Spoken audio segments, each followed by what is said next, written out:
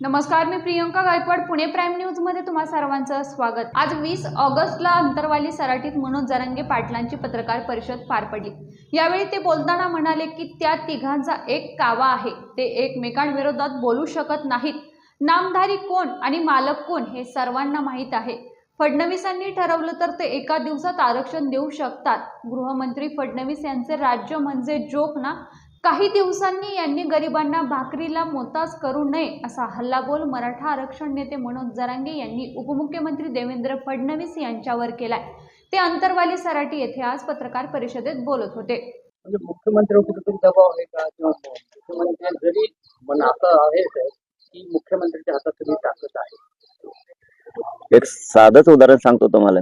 जर एवढीच मोकळीक असती तर नोंदी शोधायचा रेकॉर्ड तर साधा आहे का नाही? रेकॉर्ड शोधायचं बंद का केलं? इथून पुढे बी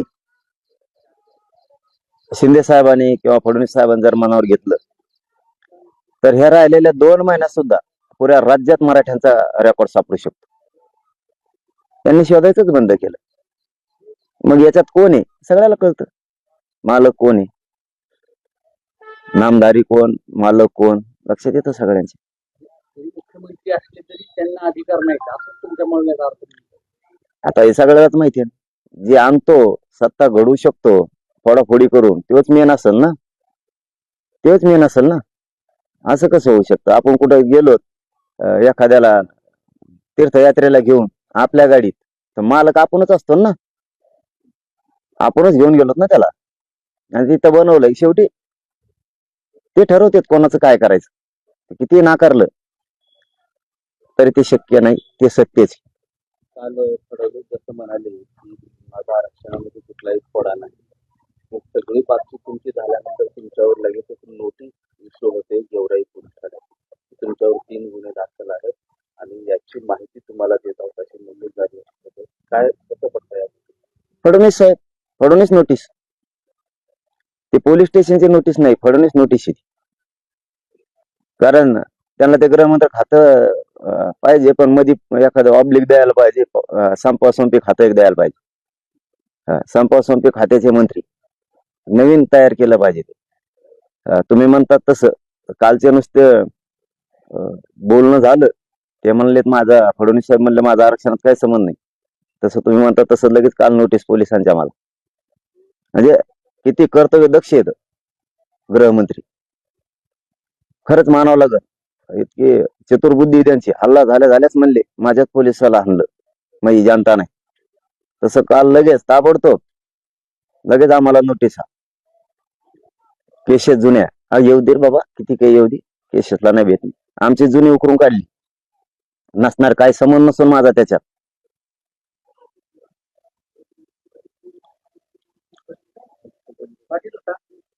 पुढची स्टेप जसं तुम्ही 29ला जाहीर करा, पण बऱ्यापैकी राज्याच्या कानाकोपऱ्यामध्ये कुठेतरी राजकीय अस्थिरता जाणू लागली. त्याच्यामुळे तुमच्या विरुद्ध स्टेटमेंट देखील वाढली मधल्या काळात.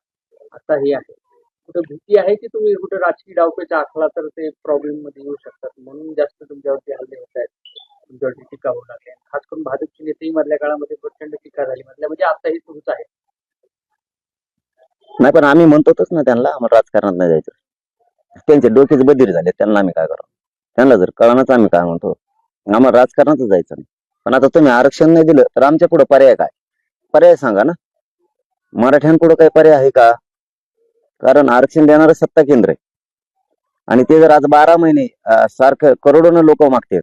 उद्या 29 ऑगस्टला 12 महिने होते आंदोलनाला, आणि करोडोच्या संख्येनं लोक आहेत. एवढी मागणी आहे.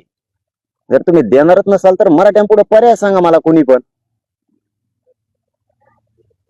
सत्तेकडे गोरगरीब गेल्याशिवाय मार्गच निघू शकत नाही ना. गोरगरीब ओबीसींचे सुद्धा प्रश्न आहेत, मराठ्यांचे सुद्धा आहेत, मुस्लिमांचे सुद्धा आहेत, दलितांचे आहेत, सगळ्यांचेच प्रश्न आहेत. तिथे गेल्याशिवाय सुटत नाहीत. पर्याय नाही मराठ्यांपुढे, शेवटी नाविलाज आहे. मात्र सध्या अशामध्ये प्रकाश आंबेडकर यांची भूमिका जरा संभ्रमात टाकणारी दिसते. एरवी गरजवंत मराठ्यांना, जरांगे पाटलांना पाठिंबा म्हणून ते सोबत असायचे, मात्र सध्या ते दिसत नाही. काही नाराज वगैरे? नाराज काय? आमच्याकडे काय खातं वाटप थोडीच, हे सत्ता थोडीच आहे आमच्यावर. काही आंबेडकर साहेब नाराज व्हायला? आम्ही एखादं खातं नाही दिलं त्यांना किंवा काय नाही केलं. उलट आम्ही मानतो त्यांना, आजही ते शब्द आहेत माझे, त्यांचा आदर करतो आम्ही. पुढेही बोलणार नाहीत, मागेही बोलण्याचं काही कारण नाही. कारण शेवटी ज्या महामानवानं देशाला लोकशाही दिली, संविधान दिलंय, त्यांचे वंशज आहेत. होतील, येईल त्यांच्या पण लक्षात एक ना एक दिवस ते वंचिताचा आवाज येते, गरजवंतांचा आवाज येईल लक्षात, त्यांच्या आवाज ऐकतील ते गोरगरिबाचा. साहेब, संभाजीराजे जेव्हा तुम्हाला त्यामुळे चर्चा येत असे अनेक आमदार जसे राजरत्न आंबेडकर देखील तुम्हाला भेटले, अनेक लोक भेटले. मग अशा जेव्हा वंचितांची तुम्हाला आवाज बनायचे, तर अशा वेळी आपल्या सगळ्या लोकांची एकत्रित मोड बांधली पाहिजे असं वाटतं का तुम्हाला? अशा पद्धतीने सुद्धा पुढे गेलं पाहिजे राजकीय आपण म्हणजे असं शक्य आहे? नाही, आता बघूयात ना, आमचं ठरलं नाही. आमचं 29 ऑगस्टला ठरणार आहे. त्याच्यानंतर व्हायला पाहिजे. कारण हातातून गेल्यावर देवेंद्र फडणवीसचा मार खात बसण्यापेक्षा चांगली गोष्ट आहे. जे जे गरीब आहेत, वंचित आहेत, गरजवंत आहेत, ज्यांना ज्यांना वाटतं शेतकऱ्याचं कल्याण झालं पाहिजे, गोरगरीब धनगरांचं झालं पाहिजे, गोरगरीब ओबीसीचं झालं पाहिजे, मुस्लिमांचं, दलितांचं झालं पाहिजे, मराठ्यांचं कल्याण झालं पाहिजे, ज्यांना वाटतं त्यांनी एकत्र आलं पाहिजे. गरज बदल होईल, नसता काय उपयोग आहे मग? 75 वर्षापासून तेच, पुन्हा तेच, पुन्हा पुन्हा तेच येणार. खा मार मग, मराठी मार खा, मुसलमान मार खा सगळे मार यांचा. अनेक संघटनेत वर्षानुवर्ष त्या त्यांच्या पद्धतीनं सामाजिक कार्य करायचे आहेत, पण सत्तेपासून दूर आहेत, त्यांना कधी सत्ता टाकायला मिळाली.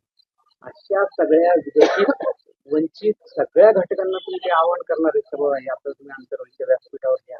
आता रोजच करतोय, करणार आहे का म्हणायची गरज नाही, रोज म्हणतोय हीच गरिबाची लाट. याच्यात सगळेजण एकत्र आहे आणि गरिबांचे कायमचे प्रश्न सोडवा ना. कित्येक तरी प्रश्न आहेत. एसटी वाल्याचा, त्या ड्रायव्हरांचा, कंडक्टरचा प्रश्न सुटत नाही, शिक्षकांचे प्रश्न आहेत, छोट्या छोट्या व्यवसाय करणाऱ्यांचे प्रश्न आहेत, आणि शेतकऱ्याचे तर इतके आहेत, पावलावर शेतकऱ्याला अडचण आहेत, पावलावर. आणि मग आता सगळ्यांनीच आरडत बसण्यापेक्षा कामं होत नाहीत, पीक विमायचे येत नाही, आरक्षणच मिळत नाही, नोकऱ्या नाहीत, रोजगार नाहीत, पाणी नाही, लाईट नाही, मालाला भाव नाही, हे कुठाने ओरडत बसण्यापेक्षा एकदा 75 वर्षात जे झालं नाही ते यावेळेस ताकद लावून करून दाखवा. सत्तेत बदल करा, सत्तेकडे चला सगळे.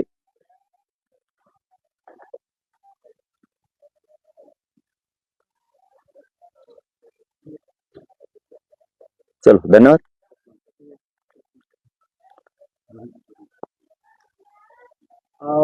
मला परत त्याच विषयावरती यायचं की आता परिस्थिती राजकारणाची फार अस्थिर झालेली आहे. तिसरी आघाडीची शक्यता इथं बऱ्यापैकी स्पेस आहे का राजकारणामध्ये? नको आघाडी फागाडी नको, ते काही खरं नसतं. आता तुम्ही जे आवाहन केलं त्याला आपण नाव घेतो, काहीच नाही, सगळ्यांनी एकत्र यायचं. दलित, मुस्लिम, मराठा, धनगर, 12 बलुतेदार सगळ्यांनी एकत्र यायचं. सामान्य ओबीसीने एकत्र यायचं, सगळे अपक्ष टाकून द्यायचे, अपक्ष काढून घ्यायचे सगळे. काय आघाड्या फागाड्याचं काही खरं नसतं. ते आघाड्याला कदारलेत लोक, पक्षाला कदारलेले आहेत. सगळ्यांनी आपला न्यायाचा माणूस द्यायचा. आपण आपलं ताकदीनं जसे पाडून ताकद दाखवली तशी निवडून आणून एकदा ताकद दाखवायची. काय होतं, एकदा 75 वर्षात त्यांना दिलं, 5 वर्ष जाऊ द्या ना गोरगरिबाला देऊन बघा ना काय होतं. एकदा काय फरक पडलाय तेव्हा? 5 वर्ष, तुमचं 75 वर्षात एवढं वाटोळ झालंय या जनतेच्या राज्यातल्या. 75 वर्षात 5 वर्ष बघा ना गरीबाकडे, गरीबाच्या हातात द्या ना, बघा कसा बदल होतो. प्रश्न तुट नाहीत. आता आपण ज्या प्रस्थापितांच्या विरोधात लढतो, काही असे पण घटक येऊन तुम्हाला भेटू शकतात किंवा भेटत पण आहेत की ज्यांना सत्तेतून काही मिळणार नाही याची खात्री झाली, पण आता जरांगींच्या माध्यमातून आपल्याला उभं आहे. नाही, उभा नाही, पण ते येते, तुम्ही गेल्यावर येते. पाठिंबा मिळावा. नाही, पाठिंबा नाही, पण ते येते. ते म्हणतात आम्हाला घरांना नाही परवडत. ते म्हणजे मी नाव नाही सांगत, ते घरांना नाही परवडत म्हणतात. आणि ते दुसरा म्हणतो ते आम्हाला परवडत नाही. आणि त्यांच्यात तिघ आहेत, तिघात उमेदवार द्यायचा एक, ते 2 म्हणतात मी तर संपलंच. मग मी आता 10 वर्ष झालं पैसे घातले, मी म्हणतात मी प्लॉट जिंकले आपले मुंबईतले, पुण्यातली, आणि तयारी केली म्हणले पैसे घालून 5 वर्ष. आता म्हणते त्याला तिकीट द्यायचं, मग वाजलं म्हणे ते घरांना नाही परवडत म्हणे. त्याच्यापेक्षा मग तुमचा कोण गोटा दगड आहे ना, ती परवडतो आम्हाला, त्याला नाही येऊन द्यायची. त्यांच्या जुटलं, मी काय करू त्याला? आणि ते तुम्ही गेल्यावर येतात, असे येत नाहीत. ते तुम्ही आंतरवाली सोडलेले कळेल त्यांना, तुम्ही धकले किती आलेच. अरे लई आताच नको सांगायचं. आमचा पचका करता ना तुम्ही सगळा. त्यामुळे असं काही तुम्ही ठरवलंय की ही माणसं नकोत आपल्याला? नाही कमवून नको एखादं मतदान पडत असलं तर नको कमाय. गरीबासाठी एक मतदान वाढत असलं तर काय फरक आहे? करतोय काय देऊ? सत्ता कोणाची आणायची? गरीबाची. न्याय कोणाला द्यायचा? गोरगरिबांना. आणि मग त्याचं एक मतदान म्हणजे का सोपं आहे? एका मतावर मी पडतो माणूस. काय अडचण काय? माझी आमदार संपर्कात आहेत ते तुमच्या? मंत्री येत तुम्ही माझी म्हणता. संपर्कात आहे तुमच्या? मंत्री आणि माझे आमदार. ते फक्त आता सत्ता आहे तोवरच. नाव नाही माझं त्यांचं. मंत्री आणि माझी मंत्री तर इतकी येत हे लई एखाद बार ते नाव ऐकूनच वाटतं माली खरंच हे काय रे आपल्याकडून. हा काय म्हणणं काय आहे तुमचं? त्यांचं घरानं नको म्हणतात आम्हाला ते. हा ते त्यांच्या घराण्यासाठीच आहे त्यांची फाईट. त्यांचं आमच्यासाठी नाही किंवा त्यांचं तिकिटासाठी काही नाही. त्यांचं म्हणणं आहे, आता हे 4 संपणार आहेत म्हणजे यांचे 2 आणि यांचे 2 आणि हे नवीन आणलंय म्हणले कुठून तरी सापडून. आणि आता येऊ केलाय हिरो, त्याला हिरो म्हणते ते किंवा हिरोगिरी करायला म्हणे. एक मंत्री ते एक तर माझी खासदार होता कोण नाव नाही सांगत, बोलता बोलता तुम्ही माझ्याकडून उकरूनच काढित आणता ना. ते तर म्हणे हे हिरोगिरी करायला आणलाय म्हणे ह्यो मधून मधीच याला मध्येच उभा केलंय म्हणे. मग आपल्या आजीने असं केलं, मग आपल्या पंजाने तसं केलं, तर माझ्या बापाने हे केलं, मी असं केलं आणि बघा म्हणे हिरोगिरी करायला मध्येच आणलाय म्हणे. आम्हाला पडत नाही म्हणे हे घरानं. आणि ते बी आलतं एकदम. ते म्हणलं हे घरानं आम्हाला पडत नाही, लय खौट आहे म्हणे घरानं. म्हणजे असं त्यांच्यात जाऊ द्या, गरीबाची सत्ता आहे यांच्या लफड्यात. म्हणजे वेगवेगळ्या म्हणजे राज्यातून वेगवेगळ्या ठिकाणाहून ती वेगवेगळी माजी मंत्री असतील, माजी आमदार असतील, ते तुम्हाला भेटत येत तर मला सांगतो मी, पण तुम्ही गेल्यावर जास्त येते.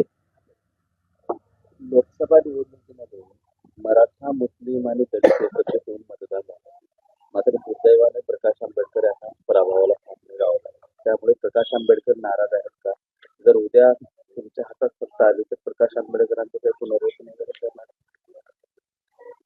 हे बघा ते काय झालं, कसं झालं, मतदारसंघात काय झालं हे नाही. माझा प्रामाणिकपणा मी सिद्ध केला. मी 2 छत्रपतींच्या गाद्यांना जसा पाठिंबा दिला तसाच एक या राज्याचा लेकरू म्हणून मी महामानव डॉक्टर बाबासाहेब आंबेडकरांच्या 2ही वारसांना त्यावेळेस पाठिंबा जाहीर केला होता. मी माझ्या बाजूनं काटकसर ठेवत.